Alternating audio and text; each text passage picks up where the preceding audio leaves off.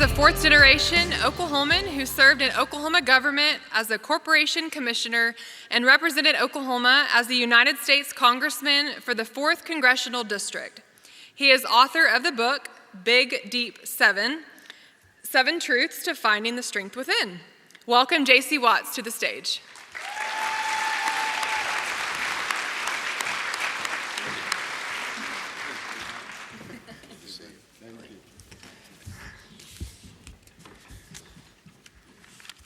I feel like I should say as well that I'm J.C. Watts Jr. I graduated Eufaula High School in 1976, graduated Oklahoma University in 1981 with a degree in journalism, played professional football for 5 years, got out of football, became a youth pastor for 8 years, went full-time ministry, got involved in politics, got elected to state government, served in the United States House of Representatives for 8 years. I retired there. Started a business. I sold it 2 years ago down in Texas. I'm a father. I'm a grandfather of 10. I'm a father of 6. Proud husband of Frankie Jean for 47 years. And now I'm trying to figure out what I want to do when I grow up. So I hope that you guys, I know all the recipients, congratulations to all of the recipients tonight of NextGen Under 30 Award. And I know all of you got a book from Harold Hamm talking, the title of it is Game Changer. And, I hope you'll read this book because Harold has given you, what you can learn in 2 weeks. If it takes you 2 weeks to read this book, you can learn in 2 weeks what it took Harold a lifetime to learn. So I like reading autobiographies, I like reading fiction, and especially like reading books like Harold's because, again, you can learn in a couple of weeks what it took them to learn in a lifetime. So I hope you will read that. This is a birthday weekend for me, and when Don called me, I guess about a month ago and asked me to do this, I delayed starting my birthday weekend because I understand what NextGen generation means to the state of Oklahoma.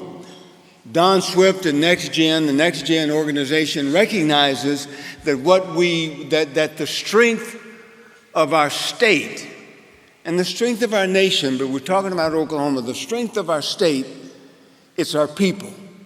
It's you and me, us, our hopes, our dreams, our ideas, our ambitions, but most importantly, our goodness. The strength of Oklahoma, it's not in the oil and gas industry as we would think. It's not in the agriculture industry as I would make you think because I've got a ranch about 2 hours east of here. But the strength of Oklahoma, it's our people. And that's exactly what NextGen Under 30 is doing, is recognizing our young people and encouraging our young people and encouraging them to stay in the state of Oklahoma and fight for our state and to make it better. And your generation, you are key to us becoming all that we want to be as a state.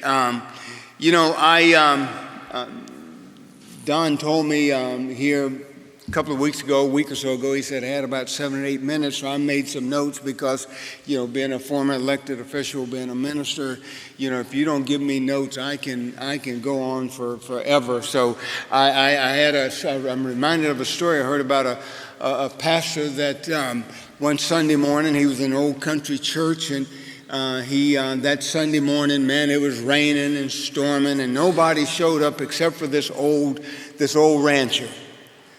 And so the pastor had one person to preach to. So he asked this one old rancher. He said, "Hey, should I preached this morning?" And the rancher said, "Well, Pastor," he said, "I'm a cattle rancher." And he said, "If I have 10 cows," he said, "if I have 100 cows show up, if I have 1 cow show up," he said, "I feed that 1 cow." So the preacher said, "Okay, I'll preach." So 2.5 hours later, he had preached, and he asked this old rancher, he said, "Well, what'd you think about my message?" He said, "Pastor," he said, "sometimes I only have one cow show up to be fed." He said, "I don't give them the whole load."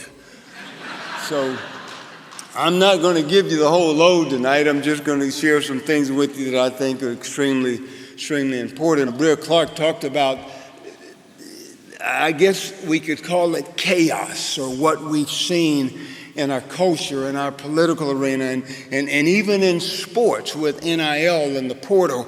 We've seen all the things that's happening in our nation over the last 10 or 12 years, and in the football, the sports world over the last 2 or 3 years. And it has created a lot of what I call dysfunction. And sports, athletics, taught me how to deal with dysfunction. In dysfunction in sports, if you don't deal with your shortcomings and your dysfunction, you rest assured your opposition will. If you've got someone that continues to jump offside, that coach is going to pull them out because that's costing the team. That's a dysfunction. If you've got someone in the secondary that continues to get beat on a 10-yard out route, a 50-yard flag, or a 50-yard post route, the coach is going to pull them because that's a dysfunction. You can't win with that type of person. And if you've got a quarterback that continues to throw interceptions, the coach is going to pull him out because that is a dysfunction that the opposition will take advantage of. Dysfunction, it happens. But friends, we can't allow our dysfunction to become our normal. And it seems that's what's happening to us. It's dysfunction when you're used to preferential treatment, that when you get equal treatment, you think it's discrimination. That's dysfunction. It's dysfunctional to know the truth. You see and get evidence of the truth, but you still believe the lie. That's dysfunction.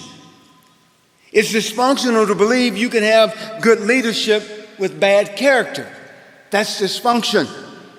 It's dysfunctional to believe that poverty creates dysfunction rather than thinking that dysfunction creates poverty.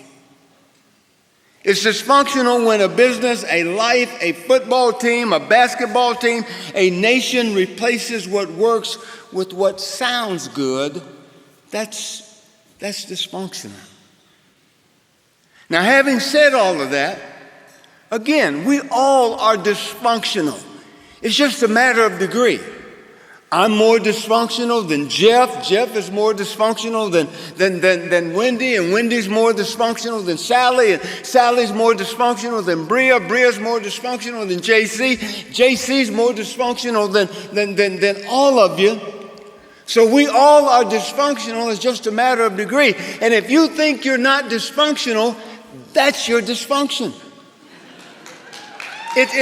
We all deal with it. So we are born into the world bent the wrong way. So it's not a crime to be dysfunctional. It becomes a crime when we allow our dysfunction to become our normal. The real competition that we all face, the 450 plus recipients, the real competition in life that you face is to get better at doing life well, or to doing life to do it better. Now, I am a half glass full kind of guy. People that play with me, people that work with me, my cup is always half full. I am an optimist by nature. I'm the kind of guy, I'd go after Moby Dick in a rowboat and take the tartar sauce with me. That's just kind of my nature. I believe that it can be done, that we can get the job done. Dysfunction, however, always creates doubt, and it creates I kinda. Let me tell you what I mean by that. Dysfunction creates doubt. It says, I doubt I can do that because I'm the wrong color. I doubt I can do that because I'm a man, I'm a woman. I doubt I can do that because I'm the wrong gender. I doubt I can do that. I'm not fast enough. I'm not big enough. I'm not smart enough. I'm not. Friends, trust me, I don't mean to pat myself on the back, but I've never been the smartest. I've never been the fastest. I've never been the best looking. I've never been the smallest. I've never been the biggest. I've never been the strongest. But my mission was to win. And I knew in order to win, I had to be the most committed and I had to be the most dedicated. The race is given neither to the swift nor to the strong, but to those that will endure. And doubt leads to I kinda want to lose 20 pounds. I kind of want to start my own business. I kind of want to go back to school and I kinda. That's what dysfunction does. It creates doubt and it creates I kinda. I stand before you today saying to you, everything. I have lived a difficult life sometimes, but I have lived a charmed life. I never set out to say I wanted to serve in Congress. I wanted to serve in state government. I wanted to own my business and grow it for 18 years and then sell it. The only thing I ever said I wanted to do was I wanted to be a professional football player.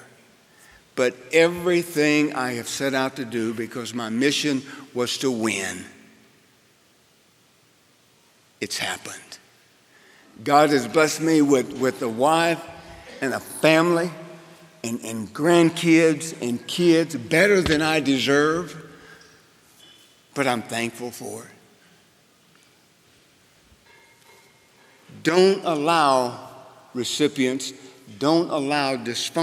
to become your normal. Every test or setback in your life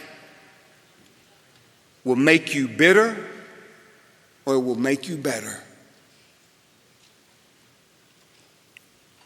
However,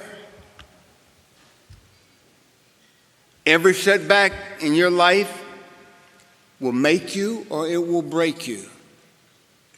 However, you, me, you make the choice whether you become a victim or you become a victor. All of this to close by saying, and hear me out, and understand what I'm saying to you. I close by leaving you this. The recipients here this evening, your future is not in front of you, your future is inside of you. Thank you very much for having me tonight.